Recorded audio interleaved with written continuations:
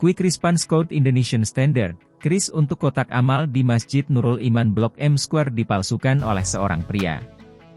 Video aksi pelaku yang terekam CCTV ini viral di media sosial Twitter dan telah diunggah oleh beberapa akun Twitter. Salah satunya akun Twitter Techmanide yang diunggah pada Minggu, 9 April 2023. Dalam video yang diunggah akun itu, terlihat seorang pria menghampiri kotak-kotak amal di Masjid Blok M Square. Pria tersebut sempat menoleh kanan dan kiri untuk memastikan tidak ada yang melihat, lalu menempelkan kode kris yang dia bawa di sakunya ke masing-masing kotak amal. Adapun rekaman CCTV itu tertanggal 6 April 2023.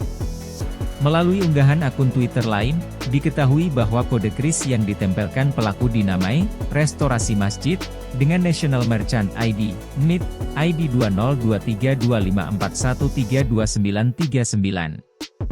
Pelaku rupanya juga telah mengganti kode kris yang terintegrasi dengan 12 kotak amal di Masjid Agung Al-Azhar, Kebayoran Baru, Jakarta Selatan, dengan kode kris miliknya. Berdasarkan foto kris palsu yang diterima Kompas.com pada Senin, 10 April 2023, setidaknya ada 2 rekening kris palsu yang ditempel oleh terduga pelaku. Kris palsu pertama diketahui terdaftar atas nama Restorasi Masjid. Kemudian, kris palsu yang kedua terdaftar dengan nama yang tak jauh berbeda, yakni Restorasi Masjid.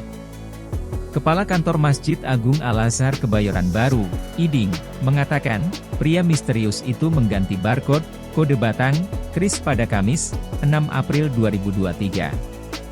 Kendati demikian, pihak Masjid Al-Azhar baru menyadari aksi pria itu pada Minggu, 9 April 2023, malam. Tanggapan BI. Saat dikonfirmasi Kompas.com, Direktur Eksekutif Departemen Komunikasi Bank Indonesia, BI, Erwin Haryono mengungkapkan telah menemukan tindakan penyalahgunaan kris pada kasus tersebut. Pasalnya, pelaku yang mendaftar sebagai merchant kris dengan nama Restorasi Masjid tidak terdaftar sebagai tempat ibadah, tetapi merchant reguler.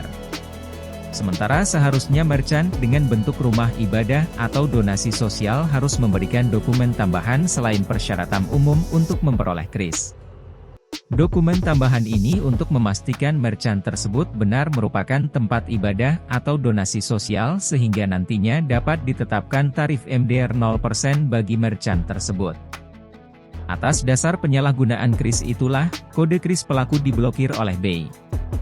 Untuk mencegah kasus serupa terulang, BI sudah mengomunikasikan kepada semua PJP untuk mewaspadai modus penyalahgunaan kris serupa. Dia meminta merchant untuk memastikan secara berkala bahwa kode kris yang ditampilkan adalah benar miliknya dan bukan kris milik orang lain.